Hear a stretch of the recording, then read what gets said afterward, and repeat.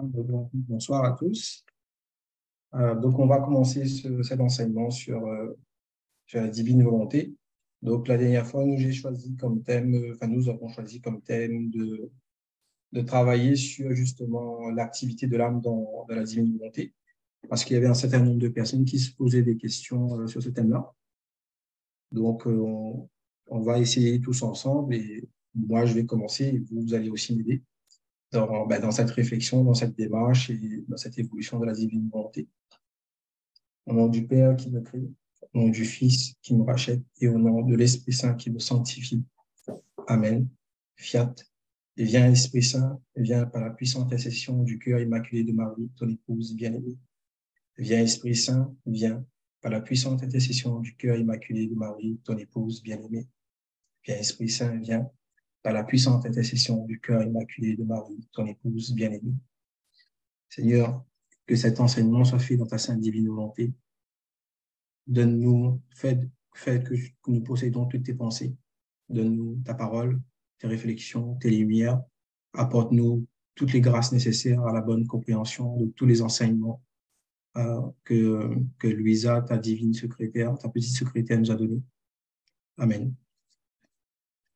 Alors, je vais commencer par une lecture intégrale du texte et puis je vais reprendre au fil des points et je ferai des allers-retours avec mon PowerPoint qui va tisser des liens vers d'autres textes de la divine volonté. Donc, l'ensemble de ces textes seront après disponibles. Il n'y a pas de souci par rapport à ça si vous voulez avoir des références. Donc, l'idée, c'était d'embrasser le maximum de choses en lien avec l'activité de l'âme.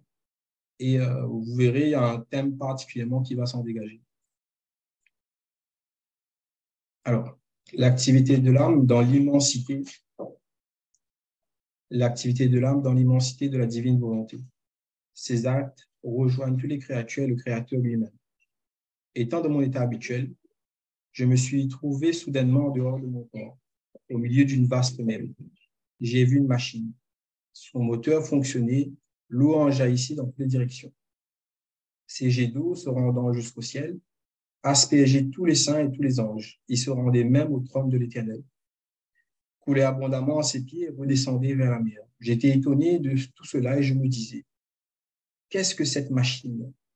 Alors une lumière venant de la mer me dit, la mer est ma volonté. La machine est l'âme qui vit.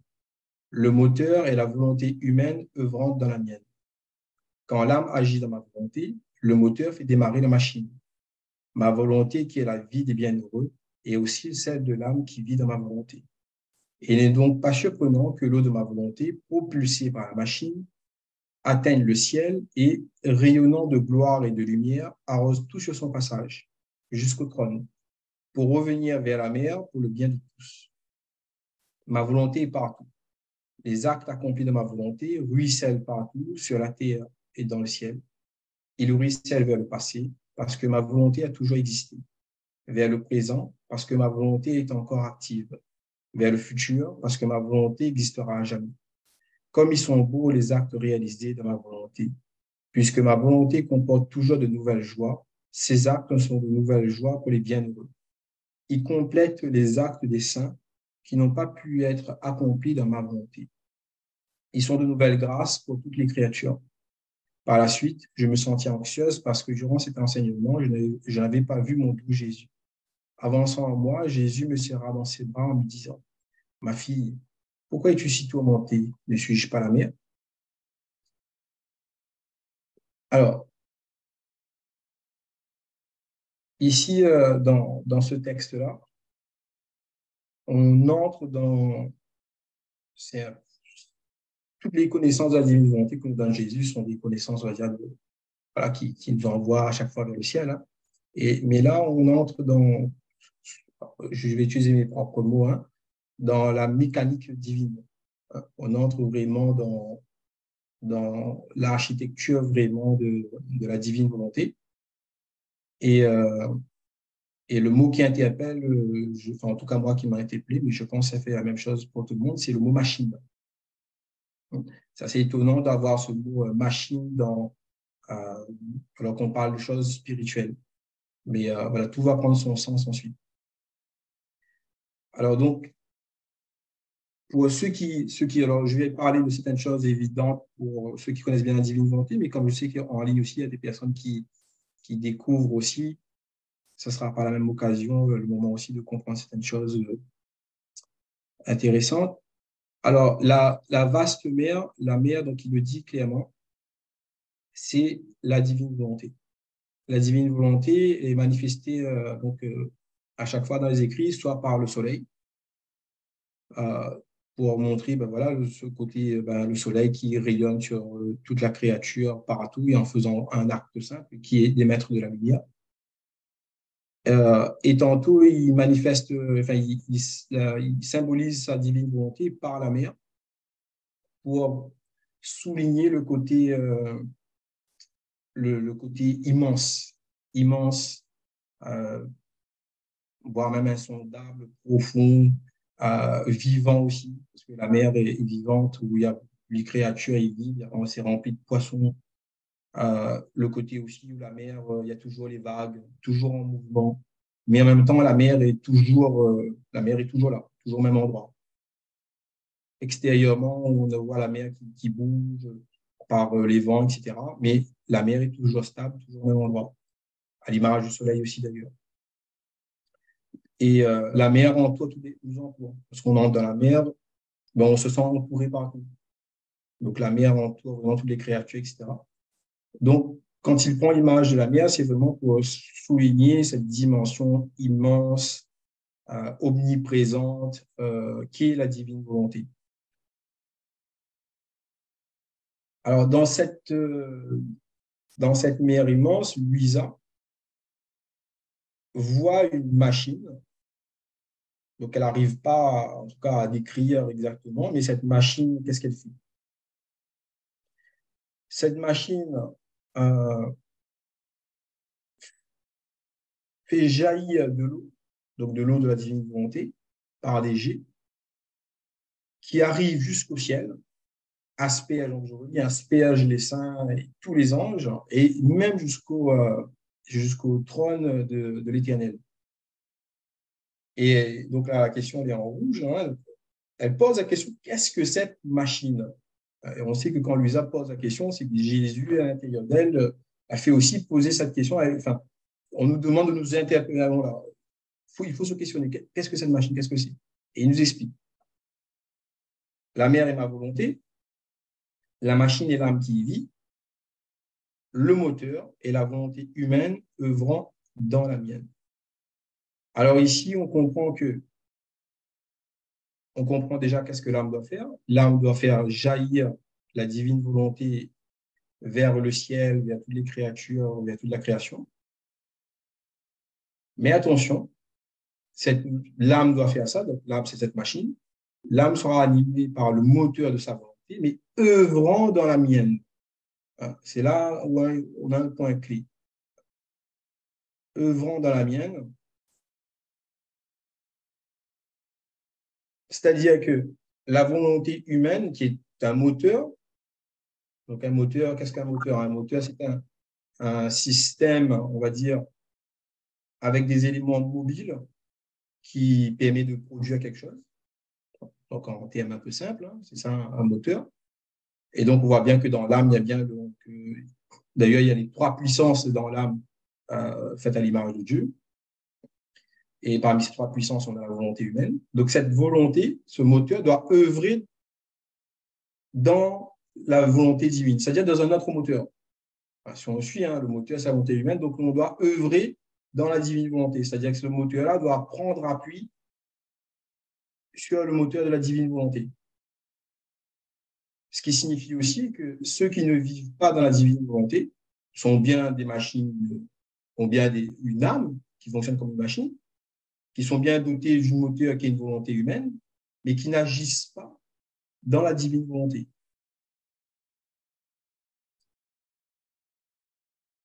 Alors, quand l'âme agit dans ma volonté, le moteur fait démarrer la machine.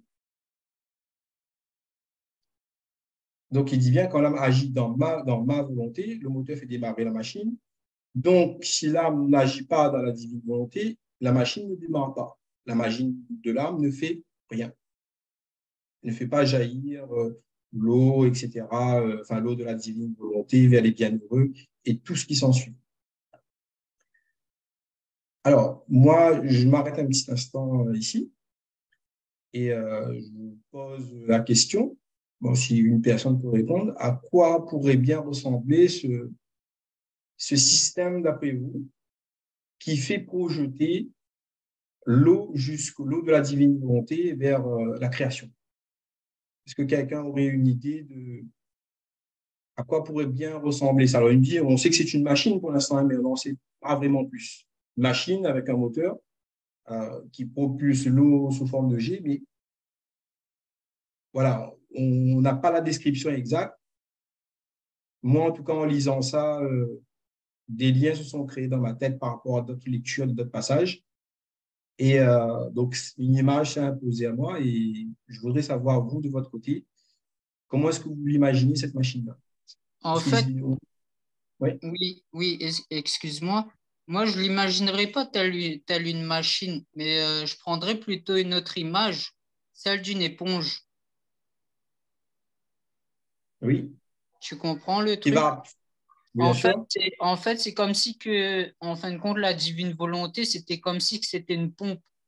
Et comme le cœur Comme alimente le la cœur. plupart de notre système sanguin, en fait, c'est un peu cette image-là que moi je donne à la divine volonté. Parfait. Enfin, j'ai eu la même image que toi. L'image du cœur qui pompe le sang dans le corps et qui le fait circuler partout.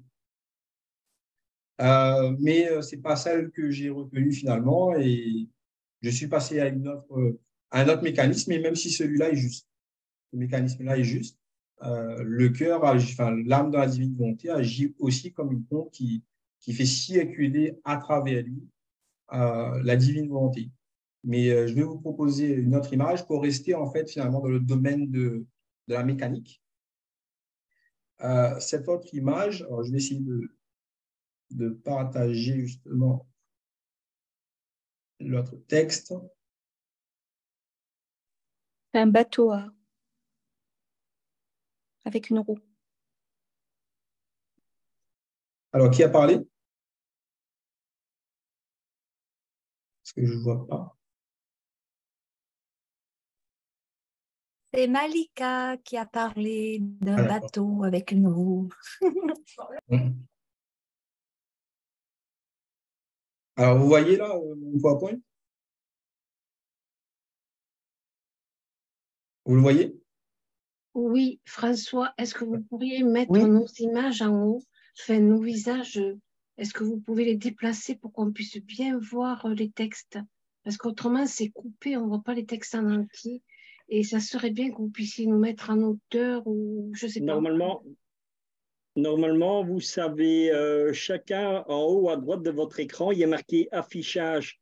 Et c'est chacun qui peut régler l'affichage des personnes. Parce que moi, j'ai une seule image de la personne toujours intervenant dans le haut à droite de mon ordinateur. Donc, si vous regardez sur votre écran, en haut à droite, il y a marqué affichage. Et là, vous avez plusieurs dimensions de galerie pour mettre les images. Donc, de toutes les personnes qui Intervenant. participent au Zoom. Ah, Et là, d'accord. tu choisis l'image que tu veux. Alors, moi, j'ai le texte en fait en plein, mais j'ai uniquement l'image de la personne qui intervient.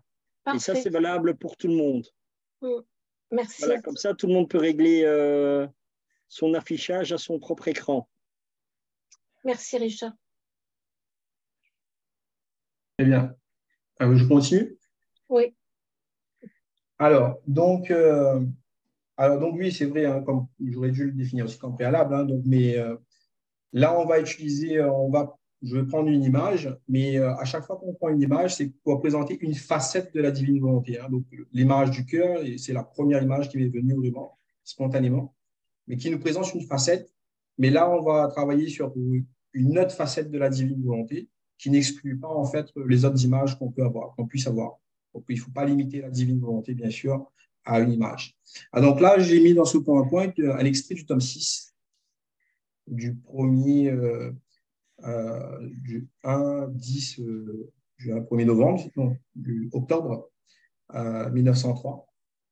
Alors, ma fille, la vie humaine est comme un bateau à vapeur qui ne peut se déplacer que par le feu. Si son feu est grand et vif, il avance rapidement. Si son feu est petit, il se déplace lentement. Et si son feu est éteint, il reste immobile. Donc ça, c'est une des images où il définit la vie humaine. D'accord?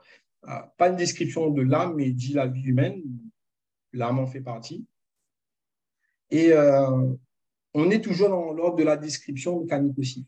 Parce qu'un bateau à vapeur, quoi de plus mécanique finalement qu'un bateau à vapeur. Le bateau à vapeur, alors c'est intéressant parce que le bateau à vapeur, alors quelqu'un avait dit ça tout à l'heure, le bateau à vapeur, alors j'ai pris une petite image qui date, elle utilise une roue. Donc on a bien un moteur qui est actif, et le moteur, quand il tourne, il entraîne une roue. Et que fait la roue? Ben, la roue tourne dans l'océan et forcément, il projette de l'eau. Hein, il projette de l'eau en haut, devant, derrière, et il permet au bateau de se déplacer dans l'océan, dans la mer. Deux carburants possibles. Si on est hors de la divine volonté et qu'on veut faire avancer la barque de notre vie, on utilise essentiellement les passions, c'est-à-dire notre propre volonté, la colère pour réussir, pour faire quelque chose, l'envie pour certaines personnes, la jalousie. Beaucoup de personnes vont dire, par exemple, tiens, je ne vais pas abandonner, il faut que j'avance à cause de tel, pour montrer, etc. Donc là, on va utiliser un carburant qui est un mauvais carburant, voilà, qui va dégager une fumée noire, qui va plutôt polluer et qui va finir de toute façon par encrasser le moteur et à la fin, tôt ou tard, la machine va s'arrêter. Dans la divine volonté, bien sûr, ce petit bateau à vapeur, il ne va pas fonctionner avec ce carburant-là, vous voyez, ce carburant nocif, fossile, vous voyez. Il va fonctionner avec un carburant différent qui va être un carburant divin. Et là, il le dit, ce carburant, c'est l'amour de Dieu. Et c'est comme ça qu'on va pouvoir se déplacer. Donc, l'image qui devinez maintenant, hein, qui s'est imposée en moi, c'est l'image de la roue, finalement, qui en tournant, vous voyez, la machine tout à l'heure dont on parlait, là, qui projetait de l'eau vers en haut, peut aussi se présenter sous la forme d'une roue qui tourne. Et cette roue qui tourne fait monter, permet à l'âme de se déplacer, à la machine de se déplacer, et aussi projeter de l'eau partout, jusqu'au trône. Alors, preuve en est, on fait un petit tour maintenant dans la Bible, avec par exemple un petit extrait, c'est en Daniel 7,9. Je regardais encore pendant qu'on installait des trônes un vieillard âgé de très nombreux jours, prit place sur l'un d'eux. Son vêtement était blanc comme de la neige et ses cheveux étaient comme la laine nettoyée. Son trône embrasé de flammes de feu avait des roues de feu ardents. Ah, tiens, ici on a des roues de feu sous un trône. Là, on ne fait que commencer. Hein, on fait que commencer. Je n'ai pas mis tous les extraits, hein, c'est un extrait parmi tant d'autres. Mais vous allez voir, il y en a beaucoup. En fait. Alors, je continue sur mon petit bateau. Autre texte que je soumets à votre attention. Tome 13, 4 février 1922. Ma fille, les âmes qui vivent dans ma volonté sont de petites roues qui tournent dans la grande roue de l'éternité. Ma volonté est la motion et la vie de la grande roue de l'éternité. Lorsque les âmes entrent dans ma volonté pour prier, aimer, travailler, etc., la roue de l'éternité les fait tourner dans sa circonférence sans fin. Dans cette roue, elle trouve tout ce qui a été accompli ou doit l'être, tout ce qui aurait dû être accompli et ne l'a pas été. En tournant, elles émettent de la lumière et produisent des vagues divines sur tout ce qui a été accompli ou doit l'être, offrant au nom de tous un honneur divin au Créateur, refaisant tout ce que les créatures n'ont pas réalisé.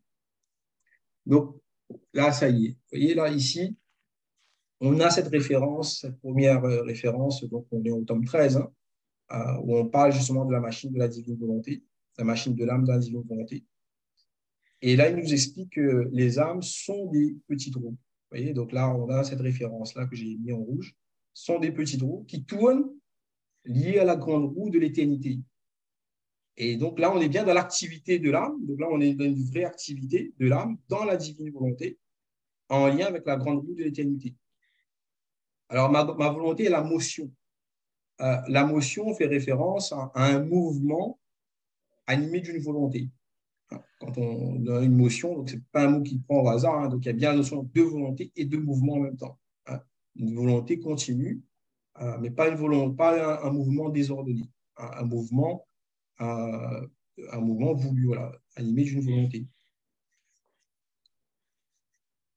Alors, je continue ce texte parce qu'il est vraiment intéressant, celui-là aussi. Je passe de l'autre côté, ça c'est la suite.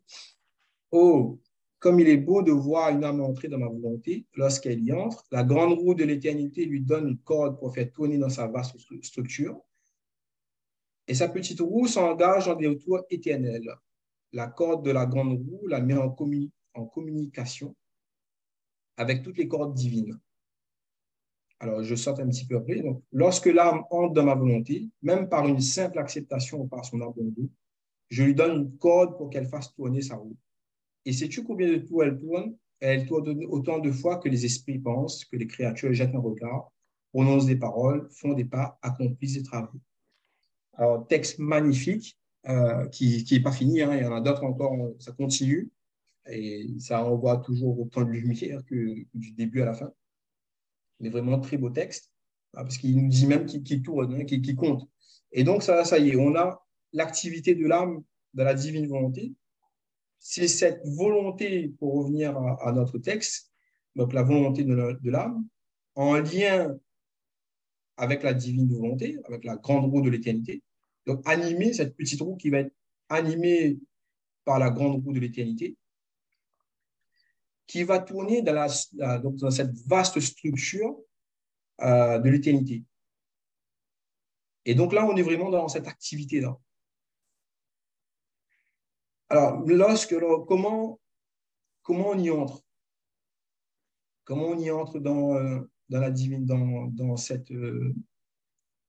la divine volonté, enfin dans la divine volonté? Comment on fait ce lien, justement, voilà. Comment on fait ce lien avec la grande roue? Alors, j'aimerais que quelqu'un, peut-être, me donne un petit peu son avis, hein, avant que je puisse continuer, sur comment on peut se mettre en place ce lien, justement. Voilà. Ce lien, voilà ma question. Comment, d'après vous, vous voyez ça? Comment se met en place ce lien entre la petite roue de la volonté humaine et cette grande roue de l'éternité?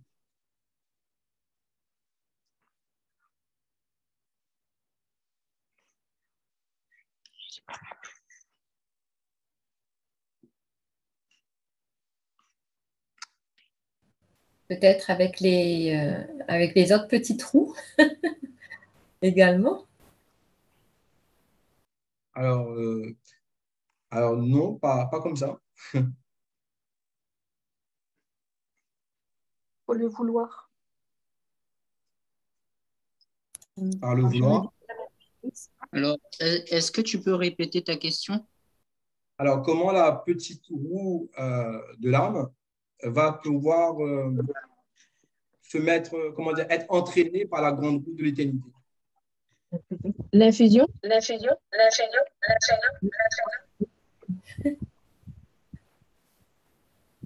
Avec le fiat maintenant. L'infusion.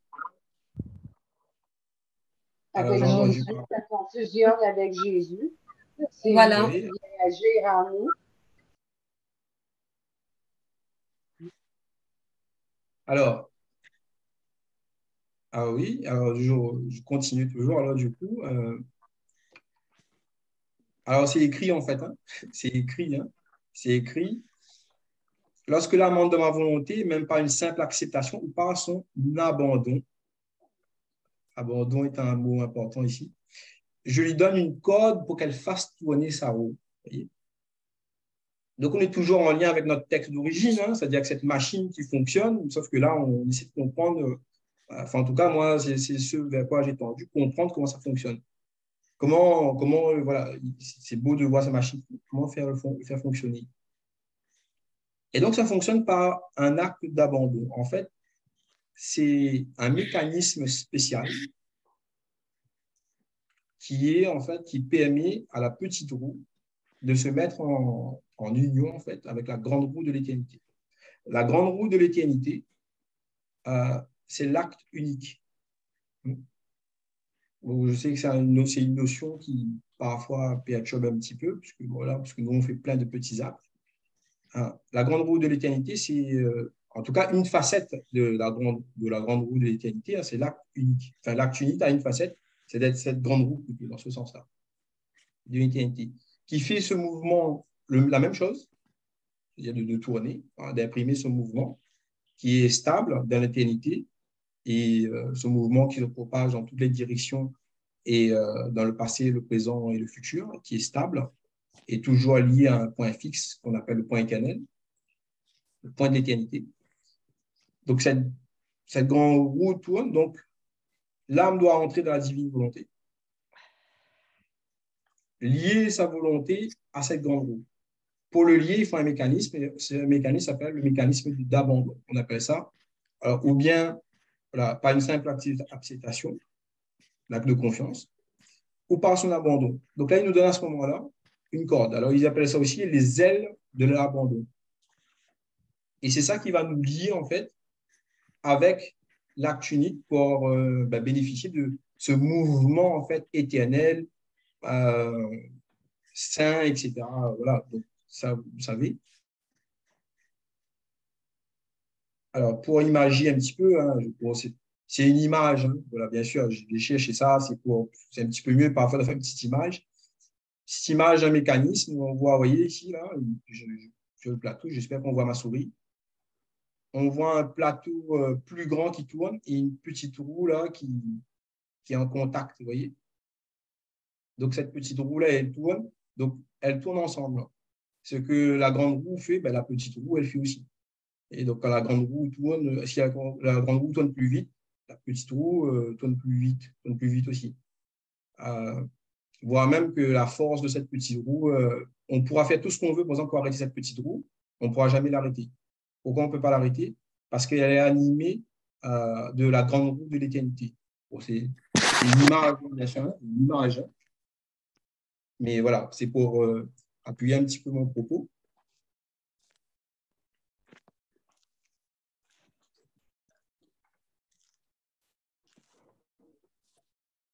Alors pareil, j'ai pris une autre image qui est une autre roue ici, qui tourne, qui fait tourner une autre petite roue. Et en tournant, alors celle-là, j'ai bien aimé. Pourquoi? Parce que quand elle tourne, elle active des notes de musique. C'est une boîte à musique. Parce que chaque acte est une note de musique. Et pour avoir la chanson complète, il faut une vie, bien sûr. Mais là, on entre dans un autre thème. Alors, je continue toujours. Alors, le point de départ pour l'envol. Pour entrer dans la divine volonté, qu'est-ce qu'il nous faut? Le point de départ, c'est la pureté d'intention. Alors, preuve en est 7 1899, pureté d'intention. Il en est bien ainsi. Mon cœur est infiniment grand, mais la porte pour y entrer est très étroite. Excusez-moi, est très étroite. Personne ne peut venir combler son vide, sauf les âmes dépouillées et simples, puisque sa porte est étroite. La moindre petite entrave, l'ombre d'un attachement, une intention qui n'est pas droite, une action qui n'a pas pour but de me plaire, les empêche de venir s'y délecter. Alors, pour entrer dans la divine volonté, ce qu'on a besoin, c'est d'une intention pure. La pureté de l'intention, c'est vraiment la clé d'entrée, hein, enfin en tout cas une des clés d'entrée. Lorsqu'il y a cette pureté d'intention, Dieu sonde cette intention qu'on a, ce désir, tout à l'heure j'avais entendu ce désir saint justement de faire cet acte en union pour Jésus, en union avec Jésus. C'est ça la pureté d'intention. sans bénéfice personnel, sans arrière-pensée, vraiment le faire pour Jésus. C'est ça vraiment la pureté d'intention. C'est ça qui nous permet vraiment d'entrer dans la divine volonté. Et il dit, il suffit de le vouloir et le tour est joué. C'est exactement ça en fait. Hein. C'est-à-dire que si on a cette pureté d'intention, on entre dans la divine volonté, il déploie le mécanisme qui va nous lier avec lui, qui est l'abandon. C'est-à-dire que nous aussi, on a déployé nos actes de l'abandon. Donc, on s'abandonne complètement à lui, avec la certitude d'être sûr que notre acte va être animé, va être lié à l'acte unique de Dieu. Donc, il faut vraiment avoir cette pureté d'intention en première approche et cette confiance absolue que, voilà, à partir de maintenant, l'acte que je vais poser et la succession d'actes que je vais enchaîner seront faits dans la divine volonté, en lien avec l'acte unique. Et je vais bénéficier de la sainte force, justement, qui émane de cette grande roue et qui va entraîner la petite roue de ma volonté. Petite roue de ma volonté qui, voilà, je vais faire l'acte, mais la volonté ne vient plus de moi maintenant parce que je possède la même motion que la grande roue. Donc, à partir de là, le mécanisme se met en place et on est dans la divine volonté, ça y est, on fonctionne. Et la roue tourne en faisant nos activités, nos actions, etc. Eh bien, on peut mettre en mouvement, on a justement cette puissance justement qui vient de Dieu même en fait, hein, qui nous donne toute cette puissance, cette grâce justement pour mettre en action la divine volonté tout autour de nous dans le temps. Donc, comme la grande roue est dans ce qu'on appelle la sphère de l'éternité, eh bien, nous aussi, on circule dans la sphère de l'éternité. On va faire ce qu'on appelle nos rondes, vous voyez, donc les rondes, on tourne, hein, comme une petite roue, on va tourner en lien toujours avec la grande roue de l'éternité, on va tourner et on va les communiquer ce mouvement. On va rejoindre l'activité de la grande roue dans ce qu'il fait dans la création. C'est pour ça qu'il dit à Luisa, je dois te trouver dans le soleil, je dois te trouver partout dans ma création. Et forcément, si on tourne avec lui, on est lié avec lui par le mécanisme de l'abandon, eh bien, ce qu'il fait, on fait avec lui. Mais on a aussi d'autres choses en plus à faire. Et qu'est-ce qu'on a en plus à faire? C'est d'aller voir notamment ceux qui ne sont pas, enfin, d'aller voir, oui, on peut le dire comme ça, hein, de faire fonctionner cette grande roue aussi, y compris pour ceux qui ne sont pas dans la divine volonté. Parce que ceux qui ne sont pas dans la divine volonté sont aussi des petites roues. Mais n'étant pas en lien avec la grande roue de l'éternité, n'étant pas en lien avec cette grande roue, ce sont des petites roues qui sont immobiles en fait, qui ne circulent pas, qui ne tournent pas et qui ne font pas ce pourquoi ils sont faits. Il y a ça comme ça. Mais nous, étant une petite roue fixée à la grande roue, une petite roue mobile, on n'est pas bloqué. Alors, bien sûr, je ne vais pas rentrer là-dedans, mais on est toujours au point fixe de l'éternité, mais nos actes circulent. On va aller pouvoir transmettre la motion en fait, de Dieu, c'est-à-dire que la divine volonté autour de nous. En tout cas, voilà, y imprimer le mouvement aussi. C'est ce qu'on fait quand on fait une ronde, mais lorsqu'on aussi on est dans la divine volonté, on a souvent cette image-là, hein, on diffuse de la lumière tout autour de nous. On communique, on le communique. Alors, notre présence en travaillant dans la divine volonté, en marchant dans la divine volonté, en pensant dans la divine volonté, même si on se rend compte de rien, on a l'impression qu'on ne fait rien, mais on fait beaucoup, on fait tout.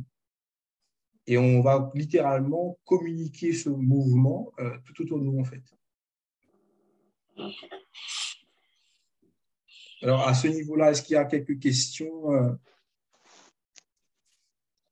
peut-être éventuellement, peut-être après, hein, ou une intervention J'aurais une petite question, je ne sais pas si tu m'entends. Oui, je t'entends. Oui. Du coup, en même temps que tu parlais, j'ai fait un petit peu des recherches sur le mouvement. Je vois qu'il y a transmission, transformation de mouvement.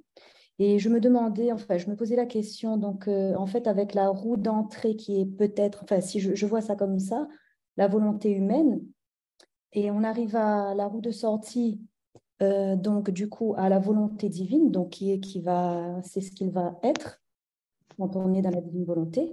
Et donc, est-ce qu'il y a, enfin voilà, ça peut être une transmission de, je ne sais pas si tu vois ce que je veux dire, une transmission du coup de la roue d'entrée, donc de la volonté humaine vers la roue de sortie, la volonté divine. Et quand on est dans la divine volonté, est-ce qu'il y a aussi transformation du coup? J'ai l'impression qu'il y a transformation de ce qu'on peut donner à l'entrée et de ce qu'il va en ressortir dans la volonté divine. Est-ce que je me trompe ou pas? Je ne sais pas. Alors, je ne suis pas sûr d'avoir peut-être tout compris, mais je vais essayer quand même de reprendre, hein, d'essayer de répondre. Hein. Tu rentres dans la divine volonté avec ta pureté d'intention, qui signifie faire tout pour Jésus. Voilà. C'est pour lui. Rien pour toi, tout pour lui. Et il n'est pas la roue de sortie. C'est toi, enfin, c'est plutôt toi la roue de sortie. Ton âme est l'issue, en fait, la sortie. C'est en toi qui va se déverser. Hein. Et donc, quand tu entres avec ta pureté d'intention, donc ils sont ton intention, voit ce désir, il l'identifie comme étant pur parce que tu veux le faire pour lui. Et lui, en fait, plutôt que ce soit toi, ta volonté, en fait, qui anime l'acte, c'est lui, en fait, qui va te transmettre ce mouvement, en fait. Il va se transmettre ce mouvement à ta volonté qui va le faire. C'est pour ça qu'il dit bien dans le texte, hein, dans le texte 13 hein, du 9 août, le moteur et la volonté humaine œuvrant dans la mienne. Et est-ce qu'il y a transformation de l'acte extérieur? Non, mais de l'acte intérieur, à l'intérieur, oui. Divinement, oui. Et dans ton âme, il y a aussi des choses qui se produisent. Il y a une émission de lumière. Ça, je crois que j'ai un passage là-dessus. Mais extérieurement, non. Mais ça ne compte pas. D'ailleurs, extérieurement, que l'acte est réussi, enfin réussi, voilà, abouti ou pas, ce n'est pas ça qui compte. Que l'acte soit beau, enfin, même que ce soit l'acte soit simple, complexe, ce n'est pas ça qui compte. C'est vraiment la pureté d'intention. On se lie à Dieu par cet acte de confiance, le mécanisme d'abandon, et il nous donne le mouvement, et nous, on fait répercuter le mouvement. Et par contre, il y a transformation. Alors, transformation, titre d'exemple, le petit bateau à vapeur. Alors, à quel moment il le dit, je ne sais plus par contre à quel temps il le dit. Le petit au début, l'USA est un petit bateau à vapeur. À la fin, l'USA, c'est un bateau de lumière. Bateau de lumière qui fonce, qui fonce à la vitesse de la lumière dans l'océan de la divine volonté. Il vide le bateau de tout le bois, donc de tout le bois, du bois de l'humanité. Il reste quoi à la fin? Que de la lumière. Et la seule façon de distinguer les parties du bateau, c'est juste par les intensités de lumière. Donc, il nous divinise. Voilà ce qu'il fait. Hein. Il divinise littéralement l'âme. Mais dans l'arc qui en ressort, extérieurement, bien sûr, ce n'est pas perceptible. Hein. En tout cas, voilà. En tout cas, je ne sais pas si j'ai répondu à ta question. Oui, oui. C'est très clair. Alors, je continue toujours dans...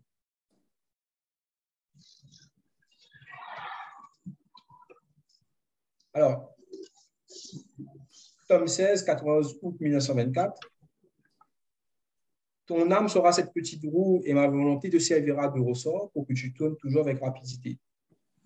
Ton désir enclenchera ton départ. Donc, vous voyez, la pureté d'intention enclenchera ton départ vers la destination que tu auras choisie. Quel que soit le chemin que tu emprunteras, qu'il soit dans le passé, dans le présent ou dans le futur, tu me seras toujours cher et feras mes plus grands délices. Vous voyez ici, on engendre donc cette pureté d'intention qui enclenche ce départ. On choisit la destination. Donc, vous voyez, c'est comme une machine, hein, comme un avion. Là, vous voyez, on entre dedans, on choisit où on veut aller. Et on y va. Et donc là, je reviens donc dans le texte originel, hein, du 9 août 1921, hein, le texte de tout à l'heure. Il dit les actes accomplis de ma volonté. Alors, est-ce que je peux le faire apparaître? Alors, il dit les actes accomplis de ma volonté. Les actes accomplis dans ma volonté ruissellent partout dans le ciel et dans la terre, sur la terre et dans le ciel. Ils ruissellent vers le passé, vers le présent, parce que ma volonté est encore active, et vers le futur, parce que ma volonté existera à jamais. Donc,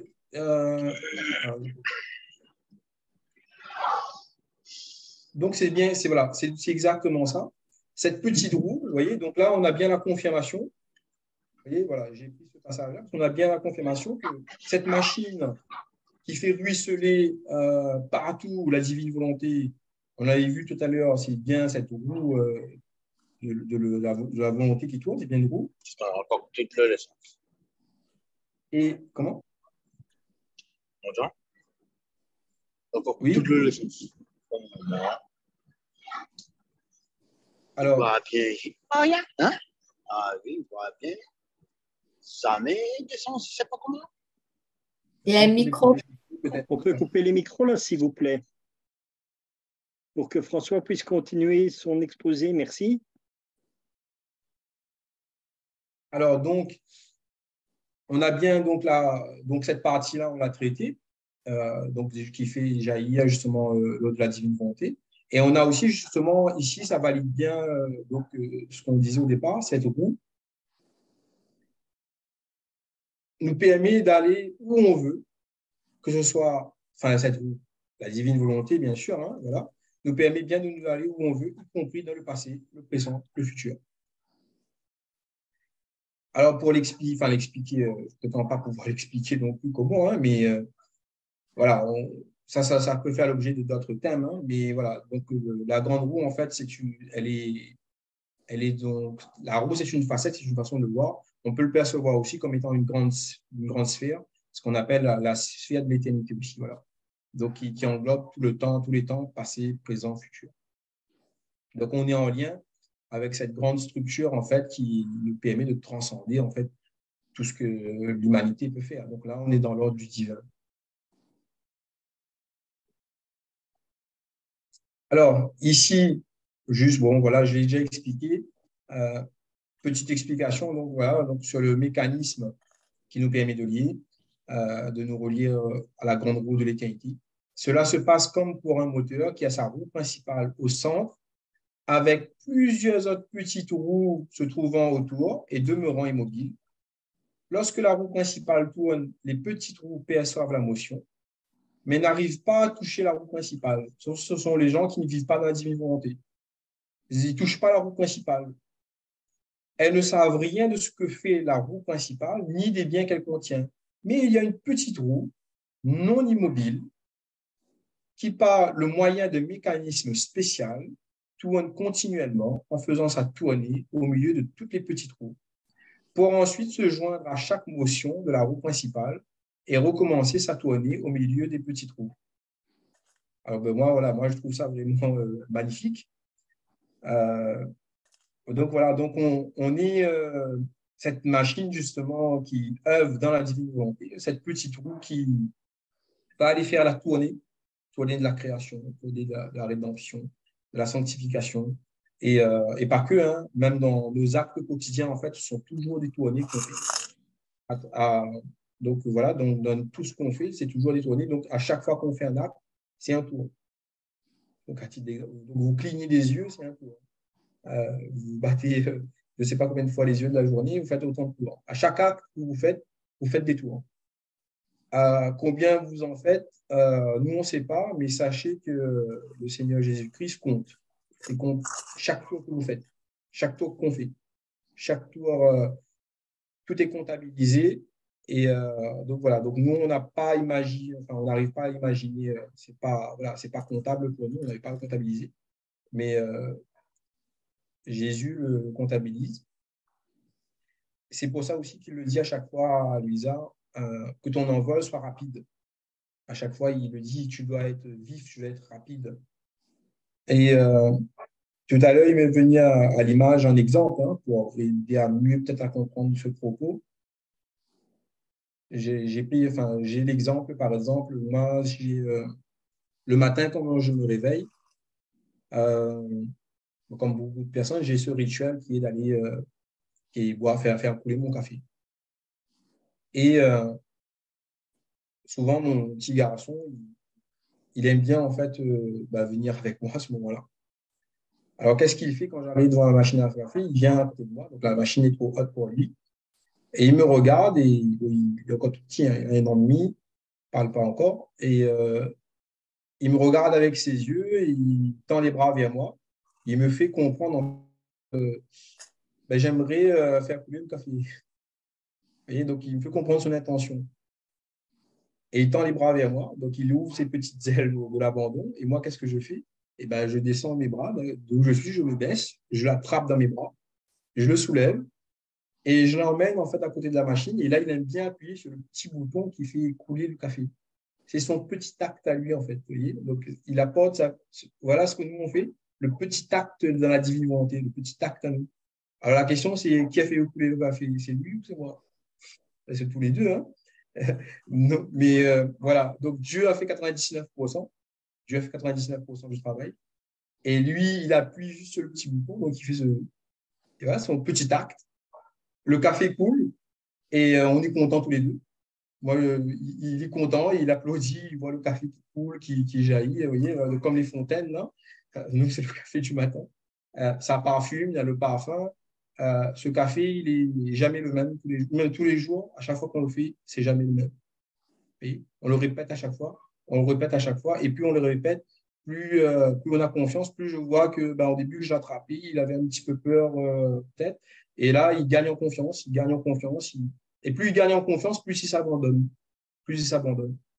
Et, euh, et à chaque fois, c'est la fête. À chaque fois, c'est la fête. À chaque fois, on rigole, on sourit, il dit bravo, tape dans les mains, il dit bravo. Et moi, quand je bois ce café, je sais que ce café-là, c'est le petit acte que mon garçon a apporté qu'il a fait couler en fait. Alors, bien sûr, la comparaison a ses limites, hein, mais voilà, moi j'ai eu cette image qui m'est venue pour expliquer voilà, cette pureté d'intention. Jésus qui explique à Luisa dans le passage, il fait ses bras en cercle, il entoure Luisa, il dit à Luisa, tu ne dois jamais quitter ce cercle. Donc il fait le cercle avec ses bras. Et c'est exactement ça. C'est ça être abandonné, c'est s'abandonner dans les bras de Dieu en fait, hein, et se laisser porter et faire notre petit acte. Et qu'est-ce qui se passe après s'il arrête quand mon petit garçon il a fait ce petit acte, je le redépose par terre, il va faire autre chose. Supposons maintenant qu'il veut enchaîner avec un deuxième acte. Il me dit, tiens, il voudrait attraper le ballon en haut. Je ne le redépose pas en fait. Il continue son envol. Hop, je l'emmène un petit peu plus haut. Donc, il poursuit ses actes. Et donc là, on entre dans ce qu'on appelle les actes continuels. Donc, c'est-à-dire que c'est un enchaînement d'actes où on est toujours dans l'abandon et on ne quitte jamais les bras de Dieu. On ne quitte jamais les bras de Jésus, il nous tient toujours et il nous emmène d'un point à l'autre, d'un saut à l'autre, d'une éternité à notre éternité. On part dans le présent, le passé, le futur, où on veut, quand on veut, maintenant, tout de suite, etc., etc. Donc, on fait des petits sauts comme ça dans le temps, mais toujours dans ses bras. Et l'acte est continuel. Alors, bien sûr, si mon petit garçon me demande qu'un acte et puis il s'arrête, il ne veut plus rien faire, mais je le redépose, il retourne par terre. Et voilà, il va vaquer à ses occupations. Mais l'acte s'interrompt. Bien entendu, si l'intention n'est pas pure derrière, si je vois qu'il veut prendre un objet pour faire quelque chose de pas bien, je ne le prendrai pas dans mes bras pour qu'il aille le faire. Donc, il ne sera pas à dire, je ne le prendrai pas dans mes bras à ce moment-là. Parce que je sonde de ce qu'il va faire, je me rends compte, bien sûr, que ce n'est pas bon pour lui. Donc, je ne vais pas le prendre dans mes bras pour qu'il fasse ça. Voyez. Donc, c'est un petit peu à cette image, justement, de la vie de la divine volonté. Bien sûr, l'exemple a ses limites, mais ça peut, j'espère, aider certaines personnes à comprendre un petit peu, voilà, ce qui est cette histoire d'entrer dans la divine volonté, la pureté d'intention, tout ça. Alors, je continue toujours ma balade dans les textes. Alors, 2 février 1922, il y avait une corde autour du cou. Alors, il c'est Jésus. Hein. Le texte est un petit peu coupé, hein, j'ai écrit en bas. Il, c'est Jésus. Il avait une corde autour du cou et dans ses mains, un instrument comme s'il voulait faire quelque chose. Puis, il enleva la corde de son cou et la plaça dans le mien. Ensuite, il attacha l'instrument au centre de ma personne. C'était un instrument à mesurer, actionné par une petite roue en son centre. La petite roue qui était au centre ressemblait à un soleil, à une roue soleil.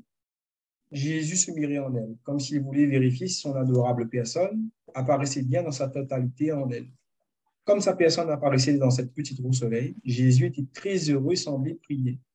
À ce moment, une autre petite roue de lumière semblable à celle qui était au centre de ma personne descendit du ciel, mais elle ne détacha pas ses rayons. Les deux roues s'unirent et Jésus le plaça en moi avec ses très saintes mains. Il me dit, pour le moment, j'ai fait une incision et je les ai scellées. Plus tard, je verrai à donner suite à ce que je viens de faire. Alors ici, bon, je ne vais pas faire l'étude de ce texte, hein, il y aurait beaucoup de choses à dire. Mais voilà, on a toujours cet élément de la roue, ou petite roue soleil, où Jésus se mire à l'intérieur, se voit, et qui fait qu'il scelle à une autre roue, qui ne se détache pas du ciel. Donc voilà, donc je ne développerai pas plus là-dessus. Mais voilà, c'est un passage que j'ai trouvé beau, que j'ai voulu intégrer pour agrémenter un petit peu cette notion de roue. Tome 36, 12 octobre 1938. Lorsque ma volonté voit que l'âme veut vivre avec elle, ma volonté fait comme celui qui a une horloge qui s'est arrêtée.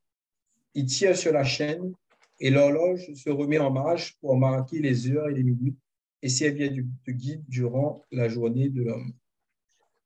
Alors, la roue de l'âme de la divine volonté, il tourne, et c'est ça qui est beau, il peut justement, et donc là, c'est pour, je sais que beaucoup de femmes, donc parce que tout le monde ici en ligne pratique les heures de la passion, les 24 heures de la passion. Parce qu'on pratique les 24 heures de la passion, on actualise, on dit on actualise, mais parfois, en tout cas, moi j'avais un petit peu du mal au début à comprendre, d'accord, j'actualise, mais voilà, je comprends, mais pas totalement. Eh bien, notre petite roue de notre volonté qui tourne unie à l'acte unique, vient faire tourner l'horloge de la passion du Christ. Donc, vient l'activer. Voyez. Et donc, j'ai bien aimé cette image où les heures de la passion, bien sûr, c'est un horloge. Un horloge est rond, traditionnellement. Un horloge est un derrière. Vous voyez, donc ce sont deux faces d'une même pièce. Hein, d'accord. D'un côté, vous avez les actes du Christ et derrière, vous avez l'acte unique qui tourne et qui, en tournant, indique les heures de la passion. Et la petite roue de notre volonté, en tournant, vient se lier à ça et actualise, fait fonctionner l'horloge de la passion du Christ et fait pleuvoir les grâces tout autour sur nous, tout autour de nous, etc. Ça, je ne vais pas m'étendre dessus. Et voilà, je voulais aborder un petit peu avec vous cette dimension-là où l'activité, parce que c'était le thème, hein, l'activité de l'âme dans la divine volonté. Donc, activer l'horloge de la passion, par exemple, faire les rondes de la rédemption, de la création, etc. Alors, ici, on revient, je terminerai là. On revient donc dans la Bible, Ézéchiel.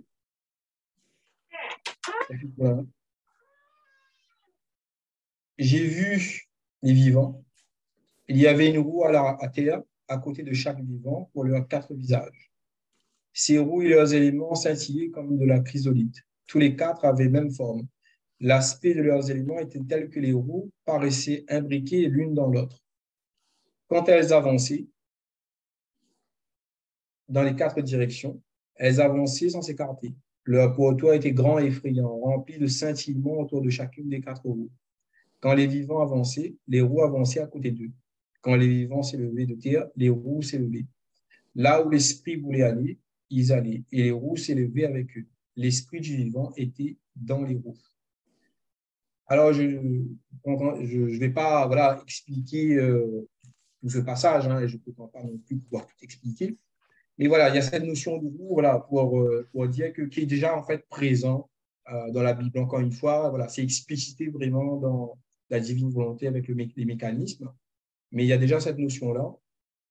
Sauf que là, on a des roues imbriquées l'une dans l'autre, hein, qui sont enchâssées. Ces grandes roues enchâssées l'une dans l'autre forment a priori une sphère, la sphère de l'éternité. Et donc, voilà. Donc, voilà. Ça, c'est on entre encore, on va continuer dans une autre thématique. Et je n'irai pas plus loin, en espérant voilà, avoir pu vous apporter quelques lumières sur cette thématique de l'activité de l'âme dans la divine volonté. Amen. Eh bien, un grand merci François pour ce partage. Ce que je te propose éventuellement maintenant, c'est d'enlever le partage d'écran avec le texte. Comme ça, tout le monde est là. Et voilà, s'il y a des personnes qui ont des questions à poser sur le thème qu'on vient de partager, la personne active son micro et pose la question. Et voilà, comme ça, on peut participer aussi un petit peu.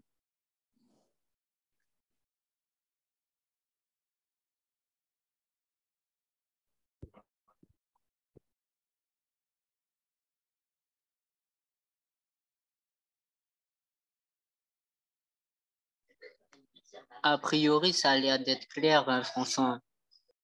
D'accord. Ah ben c'est bien alors. Hein. J'avais peur justement que j'arrive pas à rendre ça clair. Tant mieux alors. Et alors puis, ben moi, je peux. Oui. Oui. Par rapport à l'exemple de la machine que tu as prise avec les engrenages, quand on va regarder ça d'un peu plus près, on a aussi les mouvements continus et les mouvements alternatifs. Et donc, on se rend bien compte que dans la divine volonté, il y a des moments où on entre, où on sort. Donc, on est encore dans ces mouvements alternatifs-là, nous, quand on démarre. Et peut-être pour aller vers les mouvements continus et aller vers des prières continuelles dans la divine volonté. Je ne sais pas si j'ai bien compris aussi par rapport à ça. Oui, mais alors bien sûr, il y a d'autres passages, hein, on fait référence à ça. Hein. Lorsque on perd l'abandon, notamment, on cesse d'agir dans la divine volonté. Donc, il y a des moments comme ça aussi.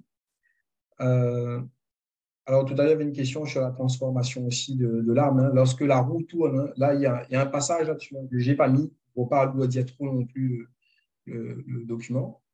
Il explique clairement hein, que quand ces petites roues qui tournent en lien avec, elles tournent très vite, ces petites roues-là, hein, donc des roues de nos volontés dans la divine volonté, il en jaillit de la lumière. Hein. Donc, moi, j'y ai vu en tout cas ben, voilà, un petit peu transfiguration finalement, c'est-à-dire que la lumière qui émane, qu'on voit souvent. On a aussi encore plus, peut-être plus difficile à cerner, mais pas que, hein, on a aussi une référence, alors il n'y a qu'une seule référence dans le 36 volumes, alors on dit un nimbe, vous voyez, le disque au-dessus de la tête des saints. Donc c'est un disque, hein, c'est une roue, hein, c'est un disque, et Jésus donne comme commande à Luisa d'être la nimbe des saints, enfin la nimbe, le nimbe, pardon, excusez-moi, d'être le nimbe des saints, c'est-à-dire la couronne des saints, la sainteté des saintetés, vous voyez. Donc, vraiment, la notion de disque de roue est vraiment liée, en fait, à ça. Et bon, voilà, je n'ai pas mis ce passage-là parce que, bon, je ne voulais pas non plus trop m'écarter.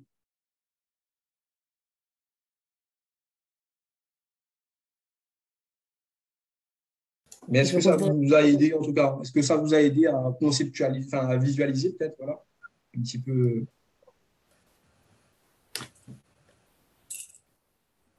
Oui, merci. Ça nous a aidé, François. Merci beaucoup. Mais je rebondis également sur ce que Séverine a dit.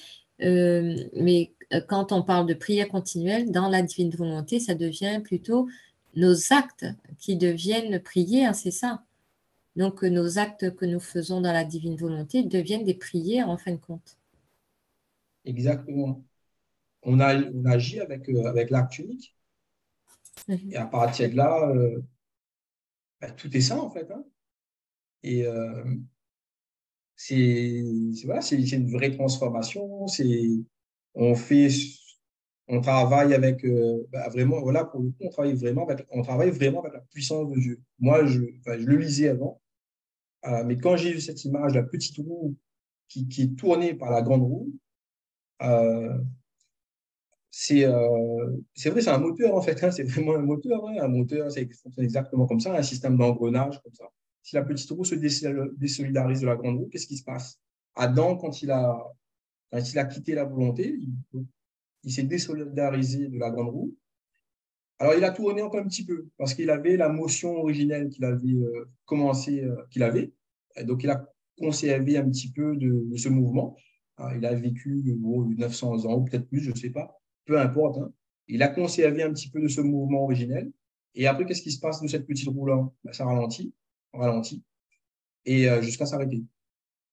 Et c'est ce qui se passe dans notre vie, en fait. Hein.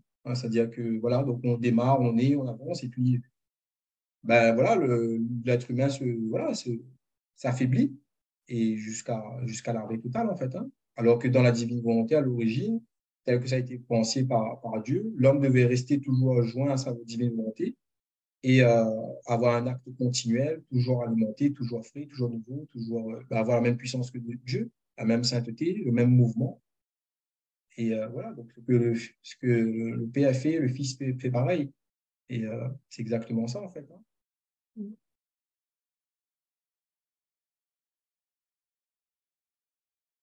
En fait, un acte, c'est avancer, ne pas regarder en arrière. Aussi, oui.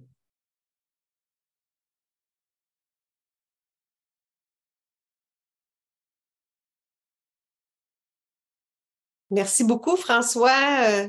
Tu as fait un beau travail de recherche. Ah ouais. Je te dis bravo. Merci. C'était bien imagé. Puis, ça devient plus clair que nos actes soient toujours, c'est ça, en lien avec l'acte unique, le fiat, autrement dit. Le fiat de Dieu, avec sa puissance du fiat, oui. Merci beaucoup. Très intéressant. Ouais, merci Jésus surtout hein, pour m'avoir donné des images, des idées, me rappeler à mes souvenirs des passages aussi. Oui, Mais, c'est ça. parce que parfois des images qui reviennent d'un seul coup, là, ping, comme ça, on se dit, ah oui, j'ai vu quelque chose quelque part. Mais voilà, moi, je voulais vraiment que ce soit clair, et parce que je sais que la notion d'acte unique pour ceux qui démarrent dans la divine volonté, c'est un petit peu compliqué. Voilà, on a du mal à l'imaginer, mais en fait, Jésus lui explique en fait à l'intérieur. Mais voilà. Oui, j'aime que tu sois, c'est ça, aller dans d'autres tomes, là. Le tome 13 d'aujourd'hui, mais là, tu as parlé aussi des autres tomes, d'autres références en lien avec le même sujet, du mouvement, le mouvement, la motion divine. Merci.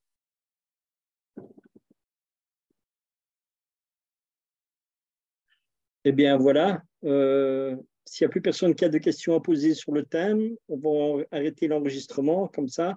Voilà. Et après ça, s'il y a l'une ou l'autre personne qui a une question à poser, simplement sur la divine volonté, n'hésitez pas.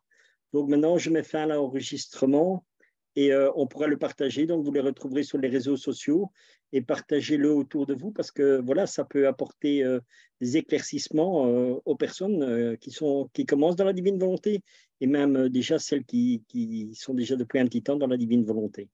Voilà, donc vraiment, je vous invite à partager cet enseignement. Et encore un grand merci à François. Et bien sûr, on rend grâce à Dieu dans la divine volonté pour toutes ces lumières qui nous ont été données.